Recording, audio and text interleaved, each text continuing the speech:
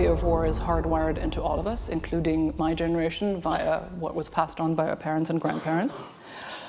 It's a fear that for a German born in the post-war period is fused together with shame, regret, and a sense of responsibility. And as for me, what Nick didn't mention is that I'm a former reporter. I was a reporter for 15 years, most of that for a national newspaper, and I was not a war reporter, but a post-war zone reporter, and I wrote about war crimes. So I am unlikely to forget quite a lot of things. The discreet mingling of the nighttime wood fires of Kigali with the stench of rotting human flesh in 1994. The defilement of abandoned farms in Bosnia by militias. The remains of Ethiopian forces picked off a cliff by Eritrean snipers. Or the terrified children of Afghanistan. I've been there, I've seen it, I fear war, I don't want war. And the reason why I'm becoming so personal is that I want to give you a personal, emotional context for what I am about to say now. War, of course, has returned to Europe because Ukraine is Europe. This second Minsk ceasefire, which appears not to be one, does not absolve us from considering the essential dilemma before us, which is likely to lead to greater human suffering. Arming the Ukrainians or not arming the Ukrainians? That is, for now, the only question that matters. And there are no easy answers to this question. We stand before a classically tragic choice, one where all the choices are bad, our understanding is incomplete, but we nonetheless find ourselves compelled to take a stance.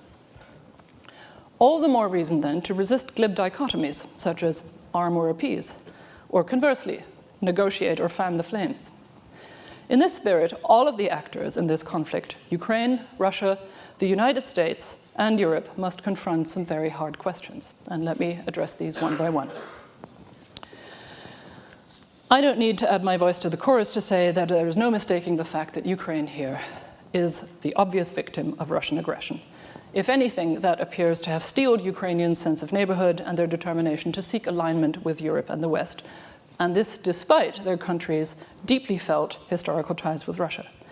Yet Ukraine's legitimacy and its fragile democratic institutions are being undermined, as Steve and others have said, by Ukrainians themselves, but not all Ukrainians, of course. But I would particularly highlight the oligarchs, and oligarchs who behave like warlords, private armies included. It would be nice if those private armies could be put into Ukrainian uniform and under government command, and that would be a very good opportunity to get rid of some of the more problematic badges, emblems, and flags. I would also personally quite like to see some generous pledges from those same oligarchs towards a Ukrainian nation-building fund, because I think that would increase enthusiasm in the camp of Western donors. So much for Ukraine. Let me move to Russia now.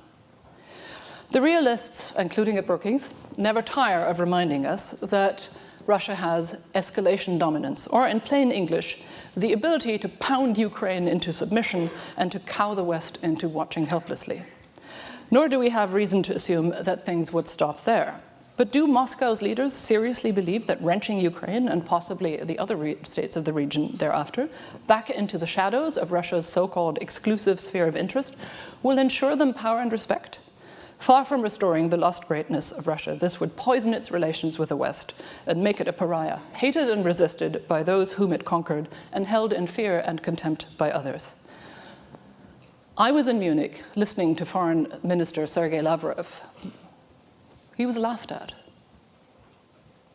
And you know why he was, the reason for the laughter is when he said that Germany reunification, after all, had also taken place without a referendum.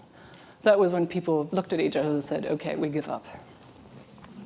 Yet what we have to fear is not Russia's strength, but its weakness, not its ability to conquer, but an inability to compromise, not its imperial delusions, but a looming failure to provide a decent welfare for its citizens. And that brings me to the United States. For any of you who have read the new national security strategy, we know the United States continue to be destined to lead in the world. This is a good thing. I would say it's also a good thing that on Ukraine, the Obama administration has worked very closely, very constructively with Europe and Germany, and has wisely taken the Europeans and the Germans, let them take much of the initiative. And indeed, despite the militant snorts from Congress, which are likely to increase these days, the White House continues to mull very carefully the pros and cons of arming Kiev.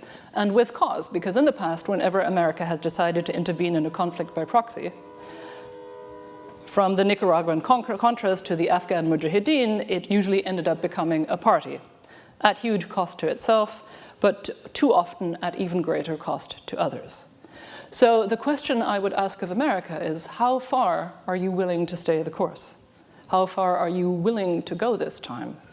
And if you genuinely care about Ukraine, meaning if this isn't just about putting Russia in its place, why aren't you investing much more in Ukrainian transformation and in alleviating a growing humanitarian crisis?